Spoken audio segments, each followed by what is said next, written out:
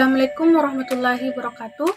Perkenalkan, nama saya Nur Hikmah dari kelas A Administrasi Publik semester 4 NIM 0910580420012.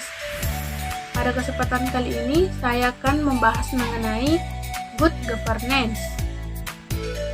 Pengertian good governance. Good governance sering diterjemahkan sebagai tata pemerintahan yang baik atau disebut juga dengan istilah civil society. Good governance bisa juga didefinisikan sebagai suatu penyelenggaraan manajemen pembangunan, pemberdayaan, dan pelayanan yang sejalan dengan demokrasi atau pemerintahan dari rakyat, oleh rakyat, dan untuk rakyat. Pada dasarnya, penerapan taat pemerintahan yang baik adalah pelayanan publik yang lebih baik kepada masyarakat. Menurut Ghani Rohman, konsep good governance tidak sekedar melibatkan pemerintah dan negara, akan tetapi juga melibatkan berbagai aktor dari luar pemerintah dan negara, sehingga pihak-pihak yang terlibat sangatlah luas. Menurut Yuswanto pada tahun 2003, bahwa dalam governance terdapat 3 pilar yang terlibat, yaitu yang pertama, public governance, yang merujuk pada lembaga pemerintahan sehingga dapat diartikan sebagai tata pemerintahan yang baik di lembaga pemerintah. Yang kedua, corporate governance, yang merujuk pada dunia usaha sehingga dapat diartikan sebagai tata kelola perusahaan yang baik. Dan yang ketiga, civil society atau masyarakat luas. Ketiga pilar tersebut tidak dapat dipisahkan, karena good governance tidak mungkin tercapai apabila ketiga pilar tersebut enggan untuk bekerja sama, apalagi jika saling menyalahkan. Karena good governance adalah sistem yang tegak jika elemen-elemennya bekerja harmonis dan koordinatif sesuai dengan aturan atau mekanisme yang berlaku. Prinsip-prinsip good governance.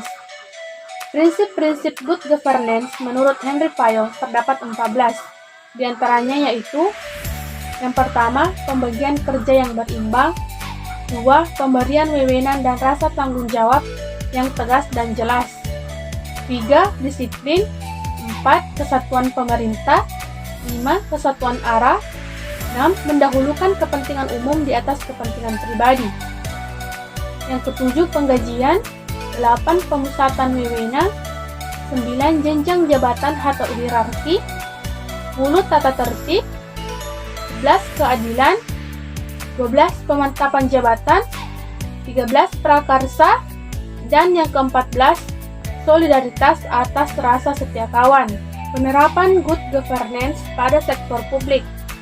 Dalam penerapan good governance pada sektor publik, seorang pemimpin dalam pemerintahan harus memahami dan menguasai manajemen, karena manajemen adalah merupakan bagian atau komponen dari good governance. Manfaat e-government. Yang pertama, pada layanan masyarakat. Pemberian layanan yang lebih baik pada masyarakat, informasi dari pemerintahan dapat disediakan 24 jam sehari, 7 hari dalam seminggu, tanpa harus menunggu dibukanya kantor pemerintah. Yang kedua, hubungan antara pemerintah, masyarakat, dan pelaku bisnis. Terjadi peningkatan hubungan antara pemerintah dengan masyarakat dan pelaku bisnis. Yang ketiga, pemberdayaan masyarakat melalui informasi. Pemberdayaan masyarakat dilaksanakan melalui informasi yang diperoleh. Adanya informasi yang mencukupi, maka masyarakat akan belajar untuk menentukan pilihannya dalam mendapatkan suatu informasi yang diperlukan. Yang keempat, pelaksanaan pemerintahan lebih efisien. Adanya e-government diharapkan pelaksanaan pemerintahan akan lebih efisien, karena koordinasi dapat dilakukan melalui pemanfaatan teknologi informasi. Adapun kelemahan e-government.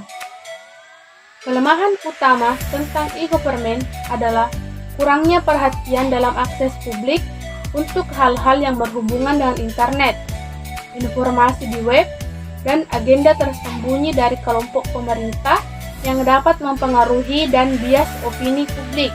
Itulah tadi dari saya. Billahi fisabilil haq, fastabiqul khairat. Assalamualaikum warahmatullahi wabarakatuh.